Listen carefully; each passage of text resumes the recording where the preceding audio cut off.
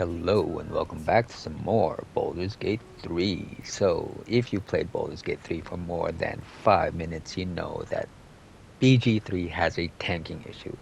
As in, it really doesn't have a tank. Not in the MMORPG sense of the word, where the tank is supposed to get all the aggro from all the mobs and be the focus of all attacks.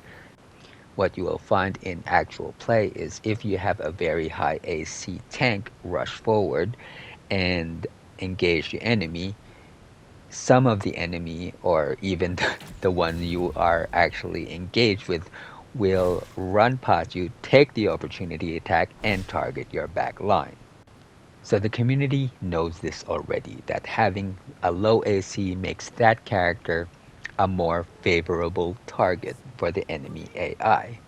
So I decided, what happens when we purposefully nerf our tank's AC down to 9, the lowest stable AC you can get in BG3 without debuffs, and then build around that to help him survive the 95% hit rate that is going to be coming at him. This is how you do it. For a race, you will want to go with Dwarf. Dwagar and Gold Dwarf are the most optimal choice because with Shield, the sub-race features that you get are already going to be covered by our class choice. For background, again, anything is fine. Tough and Savage Attacker, any background that has those will of course be the more optimal choice, but if you also want to pass a few more of the social checks in the game, any background that has persuasion attached to it or has the skilled feat attached to it are also great choices for this build. For your ability scores, you want to have your strength at 15, your dexterity at 8, your constitution at 17, your intelligence at 8, your wisdom at 14, and your charisma at 12. And for your class, of course, we are going with Barbarian. Barbarian's damage mitigation through 50% damage reduction from during while raging is one of our pillars of our build. This is how we're going to survive a 95% hit rate against us. At level 2, we get Danger Sense. Again, this isn't very useful for us because we have a dexterity of 8, but every little bit helps. At level 3, we are going to pick our subclass. Now, I have played through both versions of this that seems to work when reading the class features. Wildheart and Zealot. We are going to go through Wildheart for this build because it has more synergy with the equipment that we're going to go through and use for this build. Zealot though has a very good feature attached to it as well, but we won't go through those at this moment. At level 4, we are going to get our first feat. You want to pick Dwarven Fortitude. This is a key ability for us. What it does is it gives you a bonus dodge action as part of the feat. It also adds +1 to your con modifier.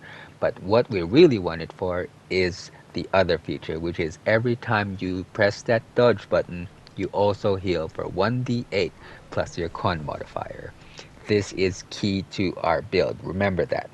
Now, at level 5, you have all the abilities to go beat Auntie Ethel and deal with the Goblin Horde as well as Karlach's fake paladins. Once you've done all of this, head down to the mountain pass, deal with the gift as you see fit, and get to Lady Esther to buy a particular piece of item. After that, you can do as you will. At level 6, we get extra rage and our first passive aspect. We want to get two aspects in particular, Wolverine and Tiger. Whichever order that you pick them doesn't really matter. I went with Wolverine on this particular playthrough.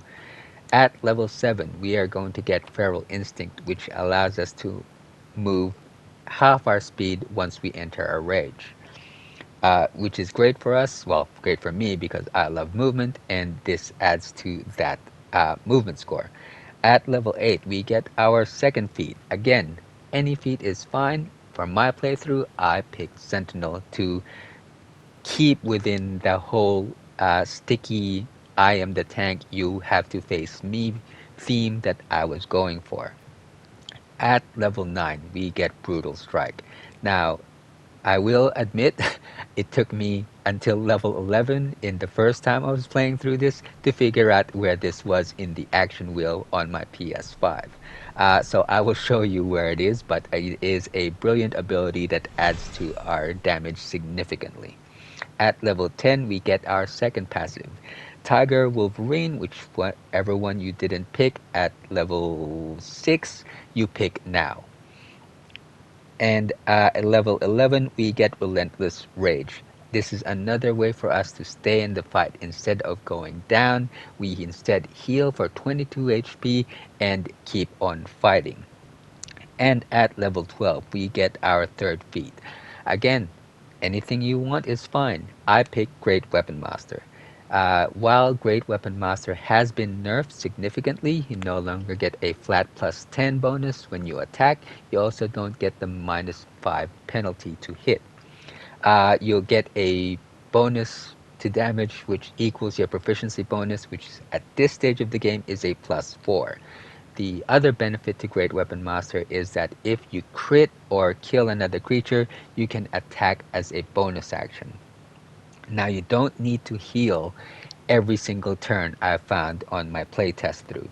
And so having another use for your bonus action is always a good thing. Alright, let's get into equipment. But first let's address the elephant in the room. How do we get an AC of 9 when we have unarmored defense for our barbarian, which draws from our constitution, which is a very high number? So, how you want to do this is you want to equip a light armor or medium armor piece of helmet, gloves, or boots. This will turn off unarmored defense. This forces the game to use the standard calculation to calculate your AC, which is 10 plus your dexterity modifier. Our dexterity modifier is a -1, which results in an AC of 9. You are also proficient in both light armor and medium armor as a barbarian, so this gives you no other penalties other than turning off unarmored defense, which is what we want for this build. For the rest of the gear, I'm going to give you an act by act breakdown of where to find them and what it actually does and who to get them from. I'm also going to try and give them to you in the order that you can actually get them. So first of all, you want to get the Enforcer helmet. This can be purchased from Aaron at the Druid Grove. This heals you for 1d6 every time you knock an enemy unconscious, not kill them. So turn on non-lethal attacks if you are going to use this item. The second item that you need are Elixirs of Hill Giant Strength. These can be purchased from Auntie Ethel, also at the Druid Grove. Next thing you want is the Bow of Awareness. This can be purchased from Roa Moonglow, the halfling at the Goblin Camp. Now, you want this essentially simply for the bonus that it gives to initiative. Our dexterity score is terrible, so we want to have an item that adds bonuses to our initiative. You are never going to fire this bow, but you do get the bonuses to initiative anyway. Then you want to get the Periapt of Wound Closure. Again, as previously stated, this comes from Lady Esther at the Mountain Pass. The last thing that you want to get is the Helmet of Autonomy. This can be found in the Underdark on the way towards the Koatoa Cavern. Now, now there is a clash between the Helmet of Autonomy and the Enforcer Helmet. The Enforcer Helmet gives us better healing, but the Helmet of Autonomy improves our wisdom saves, which is the bane for barbarians. Our wisdom score is at 14, so it's not terrible, but every little bit helps when it comes to wisdom saves for us. So choose whichever one seems more appropriate. If there are casters, whack on the Helmet of Autonomy. If they are just fighting a bunch of mooks and it's all going to be physical attacks, then swap to the Enforcer's Helmet. In Act 2, we want to get 4 pieces of equipment. The first set of equipment we get is the Infernal Longsword and or Warhammer from Lantarv, the Bugbear Merchant at Moonrise Towers. These apply a +3 poison damage to your attacks, but they also have the chance, and it's a very high chance from my playthrough, of applying the poison condition to our enemies. We want to get both simply to change up damage types in case we encounter a monster that is resistant to slashing, we swap to the Warhammer. If we find a monster resistant to bludgeoning, we swap to the Longsword. The third item that you want to get in Act 2 again can be found at Moonrise Towers from the Drow Merchant Araj. This is the Ring of Free Action.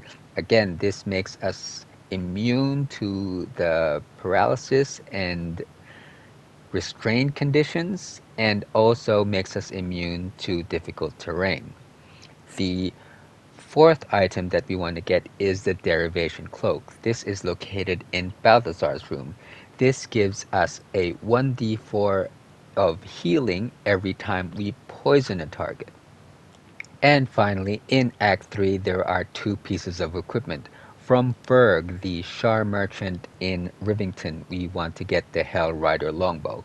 Again, this acts similarly as the Bow of Awareness. It just adds to our initiative score. We're never going to use it. We're just going to have it sit there in our bow slot simply to add to our initiative. And lastly, we want to get the Ring of Regeneration. This gives us 1d4 healing at the beginning of our turn in combat. This can be bought at Sorcerer's Sundries. Near the end of Act 2 and at the beginning of Act 3, you will also want to start upgrading your Elixirs of Hill Giant Strength to Elixirs of Cloud Giant Strength. This increases the bonus to your strength score. Instead of a +4, it is now a +6, and it will also increase the cap at which your strength score can go to. On top of that, I will also want to include some optional items which aren't really necessary for the build but are good for you in terms of adding a little bit more capability. The Pike of Returning, which can be purchased from the Goblin Merchant at the Goblin Camp in Act 1, is great for any ranged attacks. If you find that your movement isn't enough to get to a certain enemy, you can use the Pike of Returning to attack them anyway. This is true for the two other optional items that we can get. The Narulna, the spear that we can get from Chult when you go fight the dinosaurs, and the Dwarven Thrower, again from Ferg, the Shar merchant in Rivington. You don't need these items equipped. If you do want to use them, just select throw and then pick them from your action wheel. They will get thrown and then return back to your hand as your main weapon, replacing the weapon that you had previously held there before. So how does this actually play in a real life game? So to be honest, from levels 1 through to 5, you're not gonna see a huge difference in how the enemy AI reacts. They're still going to be attacking pretty much all over the place at these levels. You might notice a slight increase in the amount of attacks targeted at your tank, but not enough to you to go, oh, this is working. It's only by about level 6 and 7 that it starts getting noticeable. But it really starts hitting when you get to a point in the game where you can raise the minimum AC of your backline to about 19, 20. That seems to be the magic number. 10 or 11 points above the AC of your tank. Once it gets to that number, the enemy AI just decides your tank is the optimal choice no matter what, and will attack it almost to the point of ignoring your backline. The only way your backline seems to get targeted is if the tank is completely out of threat range, which means if the enemy AI can't see it, or is completely out of range for that tank to be hit, it will pick your backline. Other than that, the backline seems to be completely invisible 95% of the time. We have essentially made the tank such a favorable target by making that AC gap so big, a 10-point gap between the tank and everyone else, that the AI just goes, there's no question, we have to attack this tank. And that's what we want. We want every mob in the game to attack the tank, because we have the damage mitigation and the constant regeneration and healing to withstand those attacks. Alright, synergies and gameplay loop. So, in Act 1, it is fairly simple. Just once you get the periapt of wound closure, just hit that dodge button every single round, either at the beginning of the round or at the end of the round. Doesn't really matter. And then you will get the burst of healing. If you are wearing the Enforcer's helmet, uh, remember to put the non-lethal attacks toggle on, and then you will get another 6 points of healing every time you knock someone unconscious. In the game, you don't get any penalties for knocking someone unconscious. They never get up again, other than if they are a character like Minthara, they may appear later on in the story. In Act 2, it gets a little bit more complicated. This is when you get the Infernal Longsword and the Derivation Cloak. So, the Infernal Longsword, from my testing, seems to have a very, very high chance of inflicting the poison condition, much higher than when you apply poison to a normal weapon and use the Poisoner gloves. The Infernal Longsword and the Infernal Warhammer seems to do it 80-90% of the time, whereas the Poisoner's gloves and applying poison to the weapon seems to be about 50-60%. So that's why I prefer the Infernal Longsword and Warhammer than the application of poison. So all you really do is attack, apply poison, heal for 4. Attack again, apply poison, the poison condition, sorry, and heal for 4. Press the dodge button and heal for 12. And if you knock them out, you'll heal for another 6. Add all that up, that is 26 points of healing per round for free. No resource used, no hit dice, no potions, no nothing. That is just constant healing if you keep knocking someone out every single round. And then in Act 3, it's just basically the Ring of Regeneration, which procs at the beginning of your turn. So, beginning of your turn, you heal for 4 hit points, and then you attack and apply the poison condition. You heal for another 4. You attack again. You heal for another 4. And then you press the dodge button. You heal for 12, and then you knock that person out with your final attack and you heal for 6. That equals to 30 points of total healing in a round. So most likely you're not going to knock someone out every single round, so you're looking about 24 to 30 points of healing uh, per round essentially when this build. So yes, with the backup of your backline and with potions, everything is survivable for you. In my playthrough and the one that I showed you at the very beginning of this video, I purposefully nerfed that fight and made my backline only use cantrips, or in the case of Karlach, only use ranged weapons. So no control spells, no AoE spells, no burst damage other than cantrips and the handguns that uh, Karlach was using. And yes, in that particular fight, I did have to use one very large potion of healing to heal me for 60. But again, I was purposefully nerfing my that fight to ensure that this was actually working. And yes, it does. So um, a normal fight, I would have used all of my backline's abilities to end that fight a lot sooner. So this actually does work. So every fight usually lasts for about what, 3 rounds, 4 rounds at most, if you're utilizing all of your party's abilities. This one lasted double that, maybe triple that, because I was trying to see how long I could go with this attrition fight, and it's pretty long because of the just amount of self-healing that you can accomplish.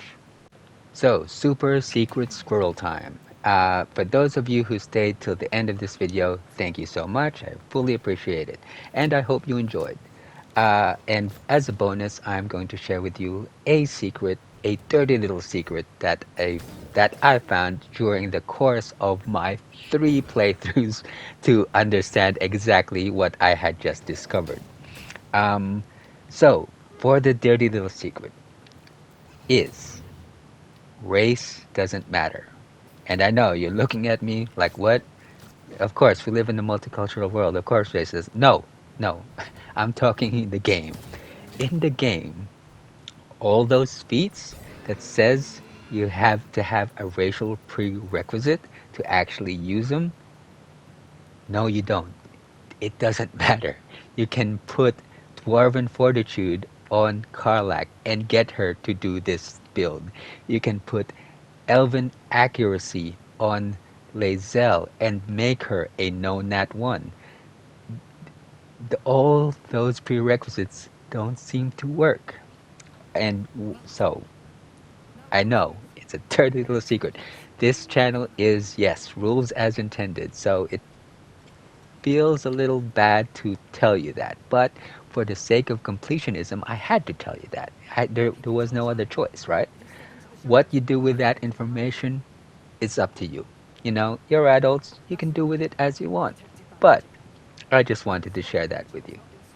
And that is it for me, guys. So, again, as always, thanks for watching.